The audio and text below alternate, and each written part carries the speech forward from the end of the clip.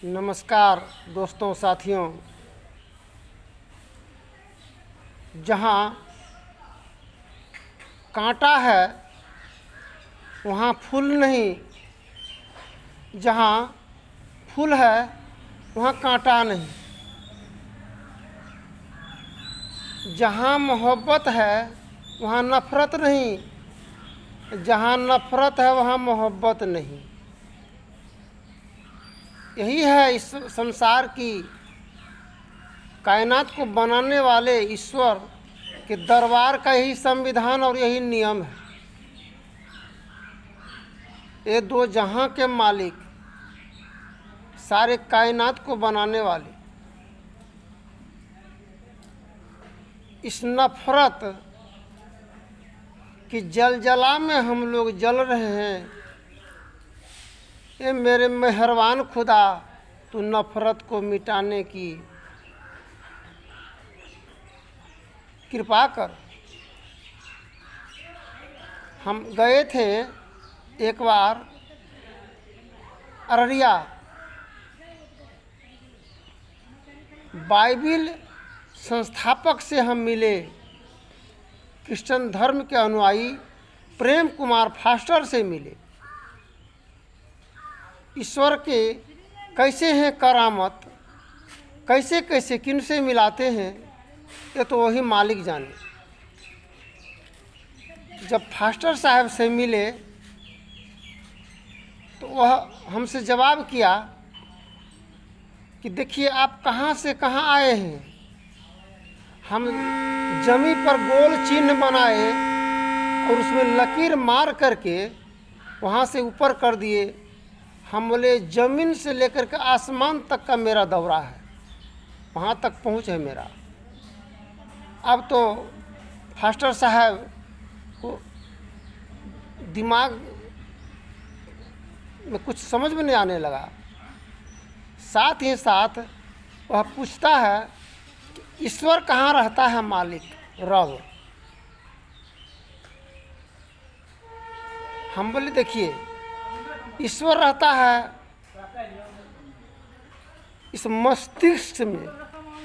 मालिक रहमो करम का जो मत को मानने वाले हैं सभी का स्थान इस मस्तिष्क पर मालिक का वासा है, निवास है। वह बोला नहीं, सातवें आसमान के अंतिम तह में शिखर पर ईश्वर मालिक का वास है। हम उनको उत्तर दिए कि देखिए आप तो बोल रहे हैं सातवें आसमान, सातवें आसमान इस मस्तिष्क में जो है, इस चमड़ा का परत जो पड़ा हुआ है, ये सातवें आसमान के ही समान इसको माना जाता है। वार्तालाप के क्रम में यह प्रसंग चल रहा है।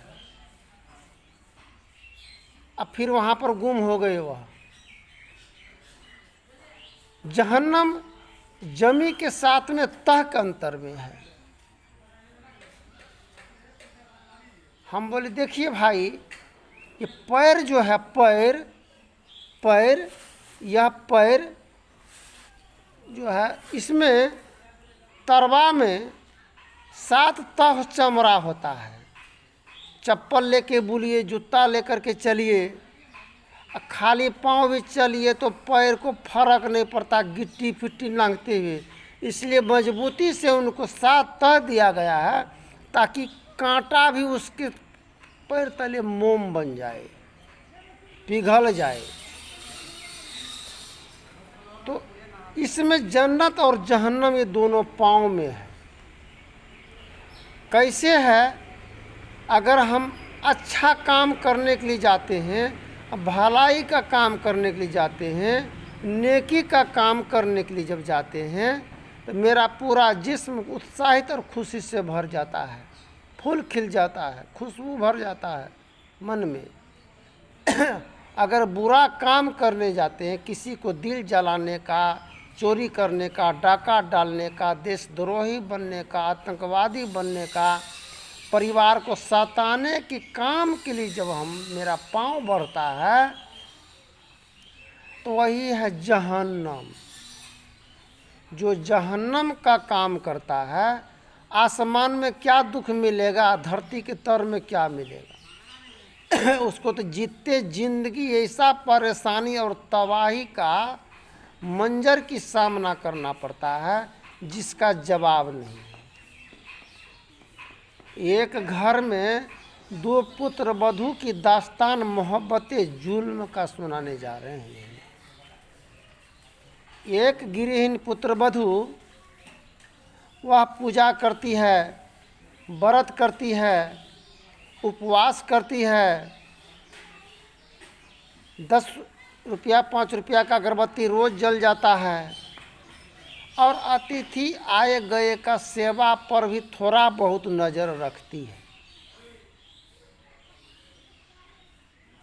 और गृह स्वामी को वह तिरस्कार करती है। एक उनका फल क्या मिलता है? आर्थिक, मानसिक, शारीरिक 3 प्रकार की कलेश में वह पड़े हुए हैं। आर्थिक, पैसा का तंगी उसको रहता है। शारीरिक, शरीर निर्बल और दुर्बल रोगग्रस्त हो जाता है। मानसिक, मन बेचैन रहता है, मन में शांति चैन नहीं मिलता है। एक काम को नहीं करने, सब काम कर लिए, एक काम को नहीं करने की बदौलत ये दिल का परेशानी सारे परिवार में यह बौछार के तरफ बजर रहा है। जिस प्रकार पत्थर बरसता है तो कोई घर से बाहर नहीं निकलना चाहते हैं, इसलिए मन की जो उलझन का पत्थर बरसता है तो सभी परेशान होते। कोने कोने मन और दिल नुकाता है। मंदिर भी जाएंगे तो वहाँ पत्थर का बारिश वहाँ तक जाएगा। ऐसा ये दिल का पत्थर का बारिश होता है। एक पुत्र वधू है, वो मांस, मछली, अंडा, मुर्गा, मुसल्लम खाती है। दोनों व्यक्ति पूजा पाठ का तो नाम निशान थोड़ा बहुत है,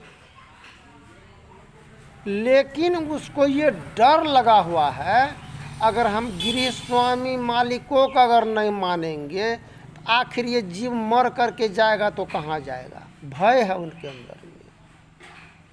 वह गृह स्वामी मालिक के आदर करती है, कदर करती है, सेवा करती है, उनके वचन पर चलती है। तो किसका ईश्वर सुनेगा? हम लोग गौर करने की बात है। ईश्वर सुनेगा